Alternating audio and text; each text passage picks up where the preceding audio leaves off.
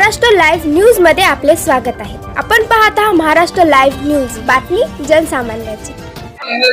भारतीय दिव्यांग क्रिकेट महिला संघाच्या उपकर्णधार गंगा कदम आता आपल्या जन्मभूमीमध्ये आलेल्या आहेत आणि त्यांचा सत्कार हा गावकऱ्यांच्या वतीने केलेला आहे।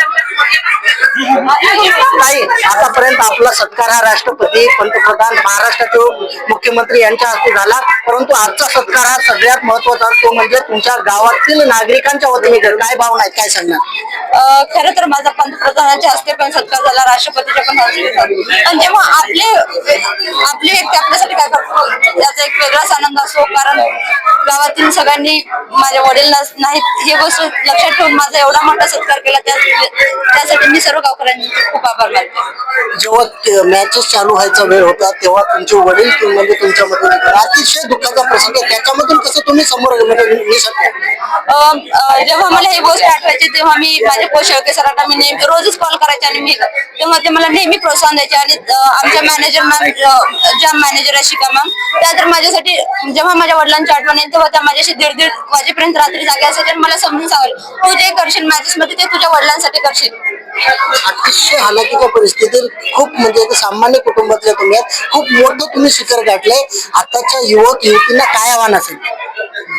आताची युवा पुढे तर म्हणजे थोडी प्रत्येक गोष्टीला कारण देते किंवा मोबाईलच्या नादी लागली तर त्यांनी मोबाईल किंवा परिस्थितीला दोष न देता स्वतः पण कष्ट केले पाहिजे।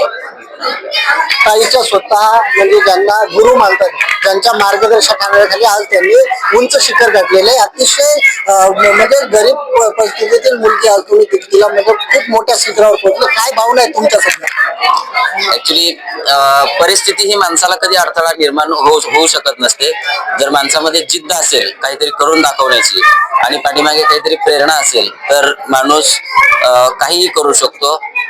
कारण आपण बघता की बरेच हिरे जे आजपर्यंत घडलेले आहेत ते गरीब घरातूनच घडलेले आहेत, ज्यांना परिस्थितीची जाणीव असते। मी असं म्हणत नाही की इतरांना जाणीव नसते, परंतु परिस्थितीची जाणीव असते आणि आपल्या गावासाठी, आपल्या कुटुंबासाठी किंवा गंगाने आज केलं ते तिच्या वडिलांसाठी एक करून दाखवण्याची मनामध्ये जर इच्छा आपण प्रबळ निर्माण केली आणि त्यासाठी जर मनापासून प्रयत्न केले तर मला वाटत नाही की जगातलं कोणतंही यश आपल्यापासून दूर जाऊ शकेल। सरकारने गंगाताईला खूप सारी मदत करावी, यासाठी आपल्या सरकारनं काय आवाज द्यायचं?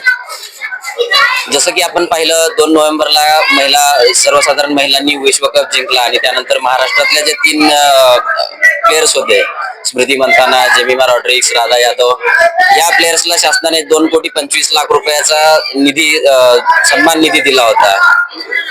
त्याचबरोबर दिव्या देशमुख ज्या बुद्धिबळमध्ये ज्यांनी सुवर्ण पदक मिळवलं होतं त्यांना 3 कोटी रुपये मिळाले होते।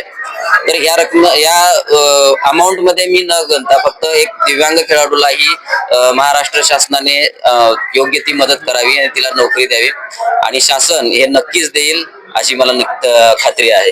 धन्यवाद। Yes, thank you. आतापर्यंत भारत देशाचे राष्ट्रपती, पंतप्रधान आणि महाराष्ट्राचे मुख्यमंत्री यांनी तो सत्कार केला, परंतु आज गंगाताई यांच्या जन्मभूमीत म्हणजे फुटाणा या गावामध्ये नागरिकांच्या वतीने तिचा भव्य असा सत्कार या ठिकाणी करण्यात आला। पाहत रहा महाराष्ट्र लाईव्ह न्यूज, मी Nagraj Vasmat Hingoli. Subscribe now and press the bell icon. Never miss an update.